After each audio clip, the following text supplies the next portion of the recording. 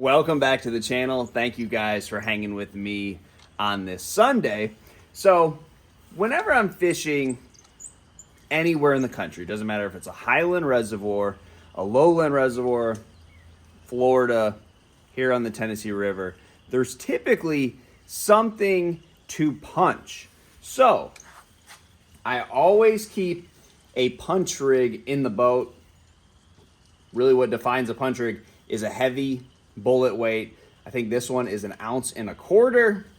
Some type of Texas rig where you can put it through heavy cover.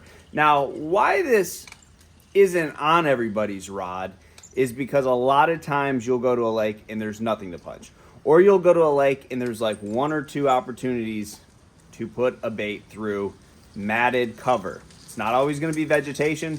Sometimes it's pine needle. Sometimes it's in the back of a holler where you just have trash mat type cover. But most everywhere I've ever been, on a sunny day, in the pre-spawn, especially like right now, fish will use that cover and get under it. So what I do typically is I just keep it in the boat. Like last week I was at Chickamauga. There was never anything that I could have fished that through. The lake's drawn down. There's no matted vegetation. Just stayed back there. I didn't rig it up. Gunnersville, the week before, the water's a little bit higher, and there was one mat that I caught a 6-pounder out of. And here's the coverage of that. If you've already saw this, I'm sorry I'm making you watch it again. But this is how critical this is, because if you watch any of my other videos around that time, the biggest fish I catch is like 3 pounds. So I'm not catching a whole lot of big fish. Boom, I catch this giant fish.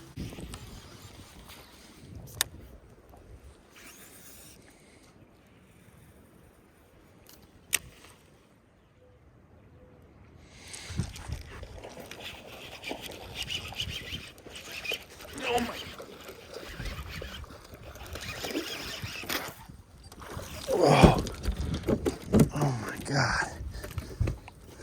Dude. Oh my God. Dude, that's like a freaking 6. Oh my God. That's a huge bass.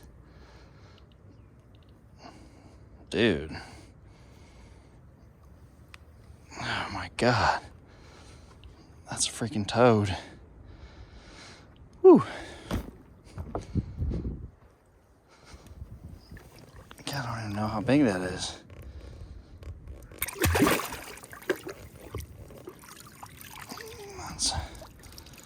That is a tank.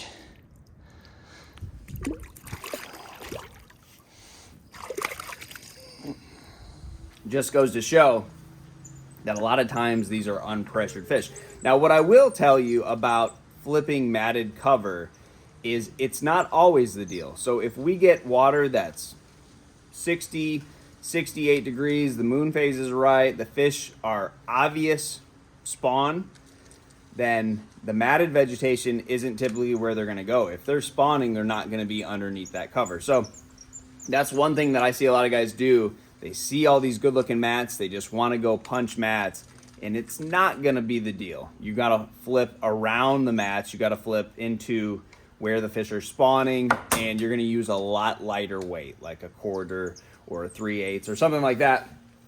But still, you never know. And the weirdest thing about the whole matted cover punching technique is this really blew up around 2010. Like everyone was doing it for about, I don't know, 6 or 7 years. It was like the craze. And I think what we found were a bunch of fish that had never been fished for before. So it was totally an unpressured population of bass that lived on every single lake. And you just need to get 1.5 ounce weight and go do it all day, and you were gonna have a really big day because you were catching these resident fish that never left that heavy cover. Now, after years of a lot of people doing it, it doesn't seem like it's the technique that it was, but it could come back. You know, everyone gets away from it, which I think a lot of people are, because a lot of the people that were doing it were the younger anglers. Now they're out scoping. So this is another one of those times in fishing where Guys stop doing it for a few years, it could come back really strong. So this is an unpressured group of fish. Now, if you have a lake where that's won every tournament and that's what everyone does, I think of Okeechobee or really anywhere in Florida where just everyone did it, it wasn't as good. The last couple times I went to Lake Seminole, I tried doing it. The last time I went to Lake Eufaula, I tried doing it, and it was kind of shaky. It wasn't what it was go back 10 or 15 years. So it's one of those techniques. You're lazy if you don't have it rigged up in the boat because it is kind of a pain. You got to have a rod with braid. I like 60 or 50 or 65 or 50 rather. Heavy action rod. This is a 7.4 5 power rod, so a slopping frog rod is what it is. Heavy action, 7'4", and then you need a heavy wire flipping hook. You can use an EWG or a straight shank, but you need that heavy wire. And then I like a punch skirt anytime that water's cold. So I've been doing this in 48, 50 degree water. So I like that punch skirt to really slow it down. But it's one of those techniques that catches giants. So try that, guys. Good luck to you, and I'll see you on the water.